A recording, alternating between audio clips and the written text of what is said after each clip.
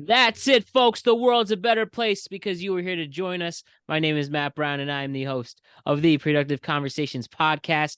And we are here to reflect and react to the end of March Madness. Let us reflect on the Final Four on both the men's and women's sides. And we have a champion in the UConn Huskies for the men. They are now back-to-back champions. And we have South Carolina completing an undefeated season. Congratulations to the Lady Gamecocks. So to reflect on this great day, I have Russ Miller, the biggest UConn fan I know. Russ, great to see you, and I'm Good glad afternoon. There's plenty more Husky Maniacs where that came from. But no thanks doubt for having me about on it. your show today again, Matt. It's been a great run here for the Huskies. 43-3 their last 46 contests, 15 straight elimination victories. If they lost, they'd be eliminated. Two in the postseason. That's 15 straight postseason victories. 6 in the tournament last year, 3 in the Big East this year, 6 in the tournament this year, 15 straight, and the tournament all by more than 13 points. One of the most dominating runs in definitely in program history, but in modern NCAA basketball history. You'd have to go back to UCLA to find the dominance of Connecticut. And Hurley's been talking today about a three-peat, which I find to be enormously unbelievable. But I wouldn't put it past him. I certainly wouldn't bet against him on anything right now. He could run for governor and win in a landslide, maybe even president. He could put his name in the ballot this year to run for president of the United States. He would win Connecticut. He'd at least win one state. But he's been a tremendous coach, tremendous team, and it's been a great weekend, great season for UConn hoops. Just a great team to watch play. If you just from a fundamental standpoint, from a normalcy just a great team to watch from a game plan standpoint. They let Edey get his points, and then they took care of the rest of the team pretty easily. And here you go. You've got a champion on your hands here again for the second time in a row. And by the way, they are favored at 9-1 to win it again next year, which I think is bizarre, crazy. But again, I wouldn't bet against UConn. Yeah, so they completed this championship by defeating a number one seed in Purdue by 75-60, as you mentioned and as you made clear. And I'm glad I was wrong that they just dominated throughout this entire run. Again, all different schools pretty much, with the exception of San Diego State. They already played in last year, and they played the Sweet 16 this year. Um, and I mean, look at it. As you mentioned, some of the big names with UConn. You're talking about Tristan Newton. You before we recorded, he's even got his number retired. We Well, had his number's Dan not retired, but or his name is up on the Huskies of Honor. He's number 2 is up there, Tristan Newton on the Huskies of Honor. So he there got you his go. name on the wall of honor already. Someday, depending on how his NBA career pans out, he may be up on the. He may get and other players on the team may get their numbers. But also, the 2024 team is also on the Huskies of Honor already. So it's a great honor. Dan Hurley is being sought after. He's telling everybody he's staying at UConn, which he is staying at UConn. His character is his father's character, right? His father was a legendary coach in New Jersey, in New Jersey at Jersey City, St. Anthony's, won 26 state championships. The door was knocking for him to come coach a college team many times. Different college programs were looking for him. What did he do? He stayed at St. Anthony's. He was loyal. He had a good thing going. The same thing's happening with Dan Hurley. Someday, though, maybe 10 years from now, he may go to the NBA, to the New York Knicks. Not too many teams he'd go to either. He's got to stay on the East Coast. His wife loves Connecticut, and he's a perfect match for us, and we're a perfect match for him. So I look for him to stay at UConn for many years. I believe that, and UConn winning their sixth national championship on the men's side. And the fourth one by Coach Tom Moore. Tom Moore was on Calhoun's staff, Coach Calhoun's staff for 2 seasons when they won 2 out of the 3. And now he's on Dan Hurley's staff for 2 out of the 3. So as an assistant coach, as a coach in the program, Coach Moore has 4 rings. That shouldn't be Man, forgotten about either. 4 rings. He has the most rings of any coach on the staff. Technically, Jim Calhoun's responsible for all 6 if you really want to think about it, right? UConn wouldn't be UConn without Coach Calhoun. But at the end of the day, Hurley goes into second place with 2 behind Calhoun. Kevin Ollie, of course, has 1. We shouldn't forget about Kevin Ollie. He did win 1. As much as it didn't end well, he did win 1. But I think if Dan Hurley stays at Connecticut, I think he surpasses Coach Calhoun as far as championships go. Will he ever surpass him from a GOAT legend? From a the mountain could go side to side though. That's how good a coach Dan Hurley is right now, and the program he's running and the culture he's running, and bringing back the old guys. He really is the perfect fit. And I mean, he's got 2 championships in 6 years back to back. Right? He's only been there 6 years. That's a relatively short time. Once he was able to get all his players in there, the sky's the limit. So I would not count him out in the next few weeks. He's probably already working on building his roster for next year. Who's going to stay? Who's going to go? Who can we bring in? So it's a wonder. It'll be very interesting to have this conversation in July, maybe, or August, when we preview college basketball coming up. And by the way, it can't happen soon enough, right? Because the Mets stink and the football teams are terrible in New York. But you know what I'm saying, Matt. It's a wonderful team. It's a great program, and it's Connecticut's team. And that's one thing that's also been lost, whether you live in Greenwich, Connecticut, or Ledyard, Connecticut, or Plainfield, or this field, or that, Urbanville, wherever the heck, all the different, Lebanon, Connecticut, New Milford, Connecticut. It doesn't matter. Storrs, Connecticut, Windsor, Connecticut, wherever you are in Connecticut, this is Connecticut's team. Whether you went to the school or not, and you root for UConn, you should root for UConn because it's a state team. It's the only quote unquote pro team we have in the state of Connecticut. It's the UConn men's and women's basketball teams, preferably, obviously, the men, only because the competition's a little better. But the women, they're legendary. And that's why Connecticut is truly, Connecticut in general, not only Storrs, Connecticut, but Connecticut's the basketball capital of the world. So for all those high school coaches out there, should be emulating UConn.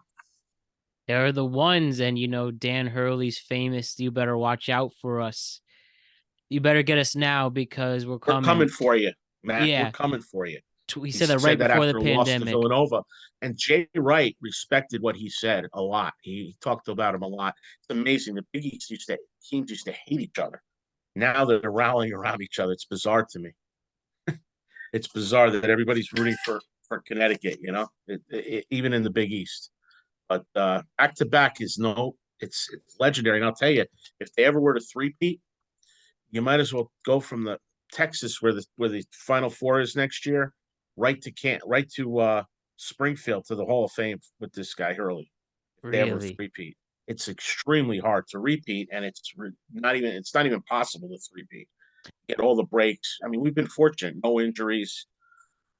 Essay dominant too, easily covering them and never sweating. So I did see the only time there's been a three-peat champion on the men's side is John Wooden, done it twice for UCLA back in the early 60s and obviously that run in the late 60s or 70s with obviously Lou Alcindor, aka Kareem Abdul-Jabbar, and Bill Walton for what he's done there. And people already comparing Hurley to Wooden right now. Think it's justified, not recency bias. I'll tell you what, I would compare it to him. I think he's, like I said, and you know why I judge it this way, Matt? He's not getting all the best players, the 5 stars. Yeah. His best coaching. He's a strong recruiter. Don't get me wrong. He's an excellent recruiter, right? Because he gets players that fit his culture, right? His culture, his style, what he wants in a team. So for that, he's an excellent recruiter. But where he earns his most money is from June 1st to November 1st, or June 1st to October 15th, or whenever the first night is for basketball. June, July, August. That's like what, 5-6 months? Well, everyone else is vacationing on the islands. He's working his team. His team's working hard to develop individual and team skills. Competitiveness gets up, and that's where he earns his most money is from June to October 1st. He's just a great coach, and there's a lot of people that they're jealous. He's made some comments there in public, but That's part of his persona. It's who he is. And I would love to have known what he said to Zach Edey there during the game. When he turned around and looked, when he turned around and during a foul that looked like Zach Edey, by the way, got away with a lot of fouls. I mean, no offense, Matt, but it's pretty obvious they wanted to keep them somewhat in the game for most of the game, the referees. But yeah, at the end of the day, UConn's a winner. Hurley's going to be Hurley. He touched the player by accident in the second half. He didn't even realize he was touching Cam Spencer with 2.5 minutes to go. But he's right up there. And if he happens to three-peat, yeah, I would drive him, like I said, right to the Hall of Fame. I mean, he's already Hall of Fame, but I'd drive him right there. I wouldn't make him wait till he's retired. I'd put him in the Hall of Fame as soon as possible. I like that. I like and that. I think Tom Moore deserves to have a banner up there in the Huskies of Honor, his own name. Like Chris Daly has her name, CD.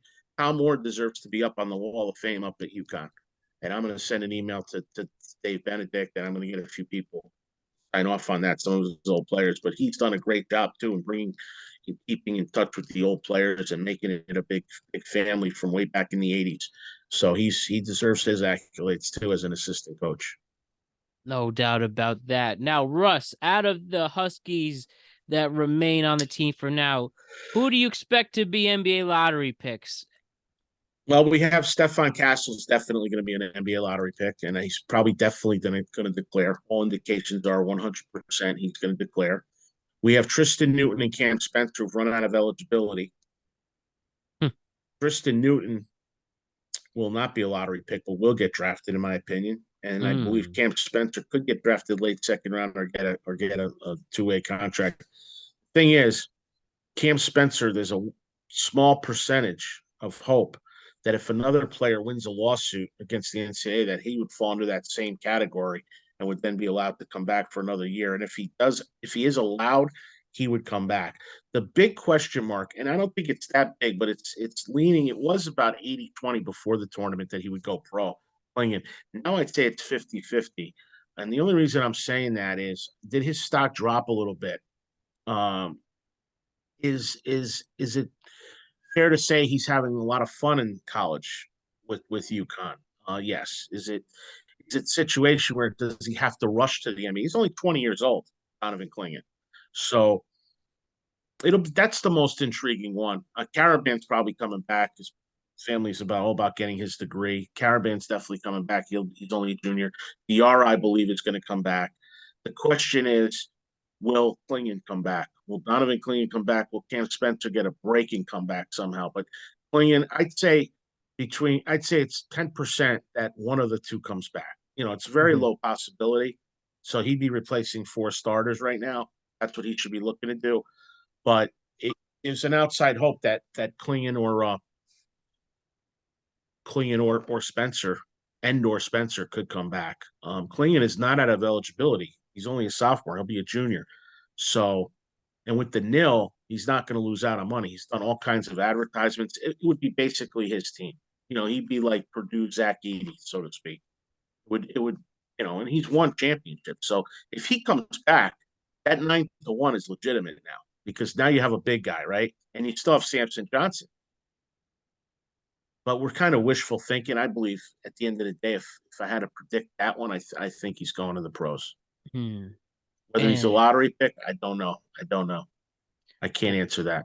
Well, we're going to be on the lookout for that. I'm not an NBA scout, Matt. I'm not. I'd like to think I am, but I'm not. In fact, I wonder about these mock drafts, how true they are, what the agenda is, and all that stuff. Please. But I looked at solo ball, Jalen Stewart, 2 guys that when Steph Castle was not playing solo ball, did an acceptable job in his absence, and then he didn't play much the rest of the year when he came back. And then you have Jalen Stewart. Rumors are he's being offered millions of dollars to go play somewhere else in college. So there's been a lot of, the NIL's changed a lot. Dan Hurley has to not only recruit, he has to retain, and then he has to pluck players off the portal that fit both his culture and his system and who he wants in his program. So there's a lot of work and he might be losing an assistant coach in Kamani Young, which means he's got to get another assistant coach. So there's a lot of work for Coach Hurley waiting for him after the parade's done on Saturday, and then he could start to reset for next year, reboot it up, and see who's going to do what and where we're going. So And go for the I big would I would re-3. think this week there won't be any major announcements until next week. On That the would be road my guess to because it's already Wednesday. Then now the parade is Saturday. Dust is finally starting to settle, but then you get ready for the parade. So beginning Sunday, I would think that they'll start to figure out they'll start having player meetings and all that other stuff. I would think that would be early next week. all But right and clearly, start it's that it's an road to amazing. the They're on an 3-peat. amazing heater, right? In sports, they're an amazing run right now. And I would think he's going to pour all his energy into keeping that run alive until the run dies. So hopefully the guys come back. If all the players who could come back would come back, they could three-peat because that would mean Castle's back, Klingen's back, Caravan's back, Diarra's back, and Samson Johnson's back. Mhm. Polo Ball and Jalen Stewart. That's 7 quality players, but that's not the reality of it. The reality is they're going to lose 2 or 3 guys to the NBA. But hey, that's a good thing though, because that's what the development of those players are for, and you want to see them take that next step and be the great UConn alumnus who became a great NBA players, Hall of Famer Ray Allen, obviously Rip Hamilton, It's going to be hard Rudy for anybody Gay. to. It's going to be hard for anybody in the state of Connecticut to graduate high school, go play at UConn, and do as well as Donovan Klingen has done. To me, Mm. he's the star of the show because he's from Bristol, Connecticut. To me, he's a Connecticut guy. He stayed in Connecticut. He went to a public school in Connecticut. The grass wasn't greener for him anywhere else, if you know what I mean. He stayed the course. He had decent coaches. I heard his coach talk the other day on television. It was on the news talking about Donovan Klingen and his behavior. And he's had a work ethic since he's in the 9th grade and all that stuff. To me, Donovan Klingen is the star of the show. To me, he deserves to be the star of the show. And someday he'll get a payday at the NBA level. I agree with that. And for the ladies' side, ladies Huskies did fall short to Caitlin Clark and her Iowa squad, losing by only a score of 71-69. South Carolina handled NC State pretty well, the 19-point victory. How do you feel about the Lady Huskies unfortunately falling short? Listen, the future's bright for them too. They don't lose Paige. Paige is coming back for another season, and hopefully good health for the team. They have a few injured players like Ozzie Fudd coming back. They just got Sarah Strong to commit, I believe, a top recruit. The Ooh, women's game has gained popularity. In fact, the ratings were out, and the women's championship drew allegedly 4 million more than the men's game. Well, when you put a that's game right. on Sunday at 3 p.m. on ESPN and ABC, right? ESPN and ABC. So the game was on ABC. That's free television for most Americans, right? So when you Yep. put a game on ABC, Matt, you're going to get a higher rating than when you put a game on TBS. You know, it's a no brainer. I mean, so the men's game drew 15, about 15. The other game drew 19, according to the ratings. Whether a lot of people watched it on their phones, whatever, it was a 9:20 start. So there's a lot of factors that go into that. Probably a lot of people thought the men's that UConn would dominate. I mean, so maybe that turned people off, and it was a late, 9:20 start. But the women's game's grown in popularity. Part of it is because the Connecticut's not winning every year anymore like they used to. Now they haven't won since 2016, so now we're going on 9 years since they've won it all. They are 17-1 in championship games. But yeah, the call at the end was a bad call. Everybody knows it was probably the right call, potentially. It was shady. It was a 50-50 call either way, right? To make a call like that in that spot, let the kids determine the game. So Yeah. that's been said over and over again by everybody. So it's beating a dead drum there. So I think UConn got screwed a little bit, but they'll be back next year. They'll be right back in the Final Four. I used to kid around. Their season starts at the Final Four, and that's how it'll feel. That's how it'll feel next year. Well, they play the Big East is a very weak conference with basketball, women's Mhm. basketball, very weak. It is. So, and they play the first 2 rounds at Stores. So, I'm not taking anything away, by the way, from the legendary Gino Auriemma.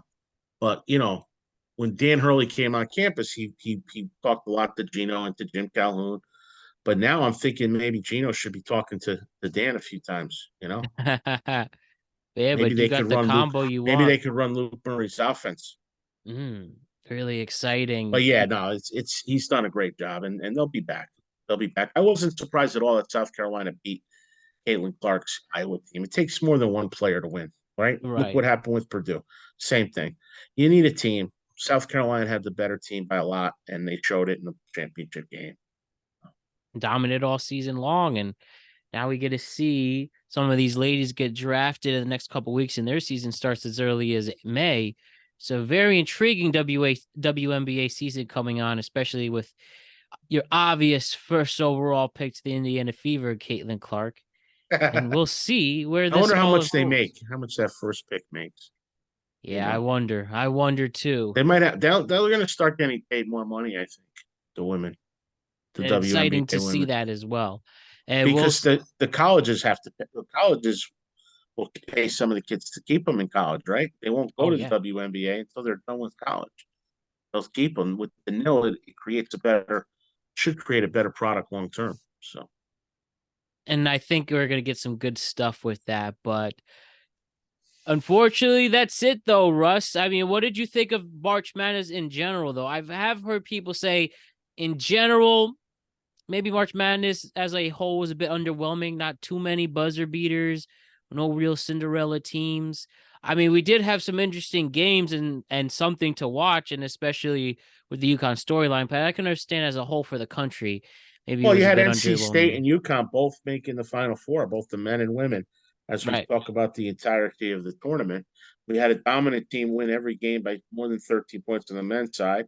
We didn't really have any major upsets except Kentucky bound out in the first round, Yeah. right? Um, so on the men's side, it kind of played true to form, right? But on the women's side, again, South Carolina was that undefeated team. So, there just was no real, triple overtime. There wasn't that FDU over Purdue game that we saw last year. Like you said, so I could see why people would have that comment, but from a pure standpoint of entertainment, a lot of games, a lot of action, a lot of tournaments. I mean, besides the Super Bowl, they say it's the most watched event of the year, the March Madness tournament. Right. I think the NCAA though needs to do a better job with a lot of things. I mean, it's You could say that weird too. how you know you got to put these games on free TV. You can't look every time to make $1. You got to look to be smart about it, to brand your sport a little bit better. So Well, hopefully we have a better future with that. But let's put a bow on March Madness. That's it. Hopefully this time next year, you and I are speaking about a three-peat for UConn I and maybe even the return of glory for the UConn women's basketball team. But think so. time to go into the NBA playoffs, the NHL playoffs, some baseball in the sports world. If you're a golf fan, Masters weekend, and their majors are starting, and it's just the summertime, and let us see what happens in the future. But great work on this tournament, Russ, and I'll see you really soon. Appreciate it, Matt. All the best to you. Continue good work over there. Looking forward to a great summer. Yes, Take we care. are. Much love. Okay. See ya.